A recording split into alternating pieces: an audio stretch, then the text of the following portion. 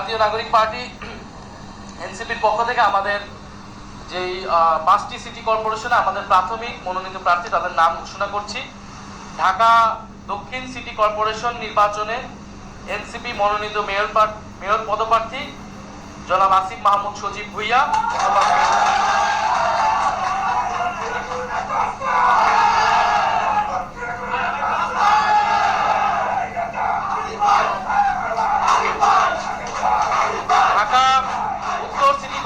ঢাকা উত্তর city corporation নির্বাচনে NCP মনোনীত মেয়র পদপ্রার্থী জনাব আরিফুল ইসলাম আদিম। কুমিল্লা সিটি কর্পোরেশন নির্বাচনে এনসিপি মনোনীত মেয়র পদপ্রার্থী জনাব অ্যাডভোকেট তরিকুল ইসলাম, আহ্বায়ক জাতীয় যুব শক্তি। রাজশাহী সিটি কর্পোরেশন নির্বাচনে এনসিপি মনোনীত মেয়র পদপ্রার্থী মোহাম্মদ মোবাশ্বের আলী, আহ্বায়ক রাজশাহী মহানগর। এবং সর্বশেষ সিলেট সিটি কর্পোরেশন নির্বাচনে এনসিপি মনোনীত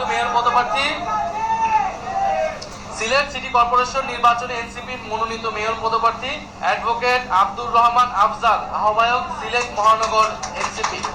আমরা 5টি সিটি কর্পোরেশনের আমাদের প্রাথমিক তালিকা ঘোষণা করছি। অতি দ্রুত সময়ের মধ্যে আমাদের বাকি সিটি কর্পোরেশন এবং সারা দেশে আমাদের উপজেলা এবং পৌরসভার যারা পদপ্রার্থী হবে তাদের নামও দ্রুত ঘোষণা করে দেওয়া হচ্ছে। আমরা আমাদের জায়গা থেকে দলীয়ভাবে যে সাংগঠনিক যে শৃঙ্খলার জন্য আমরা স্থানীয় পর্যায়ের এখন সিটি কর্পোরেশন এটা করছি, আগামীতে উপজেলা কিংবা পৌরসভায় করবো কিনা এটা আমরা আমাদের জায়গা থেকে সিদ্ধান্ত নিব। মধ্যকার শৃঙ্খলার যে জায়গাটা এটার জন্য কিন্তু প্রতীক থাকলে যেটা হয়, আমরা এই নির্বাচনে দেখেছি প্রশাসন থেকে শুরু করে বর্তমানে বিএনপি ক্ষমতাসীন সরকার এবং ডিপ স্টেটের বিভিন্ন অংশ তারা একদম একজোটভাবে ক্ষমতাসীন সরকারের যে প্রতীক থাকে ওই প্রতীকের প্রার্থীকে জেতানোর জন্য যে কোনোভাবে যা যা প্রভাব খাটানো যায় সকল চেষ্টা করে। যখন প্রতীক থাকবে না, অন্তত এই এক প্রার্থীকে যে কোনো উপায়ে জেতানোর যে অসৎ উপায় অবলম্বন, অন্তত এটা থেকে আমরা মুক্তি পাবো। সেই জায়গা থেকে তুলনামূলক একটা লেভেল প্লেইং ফিল্ড থাকবে। ছবি তোলা দরকার।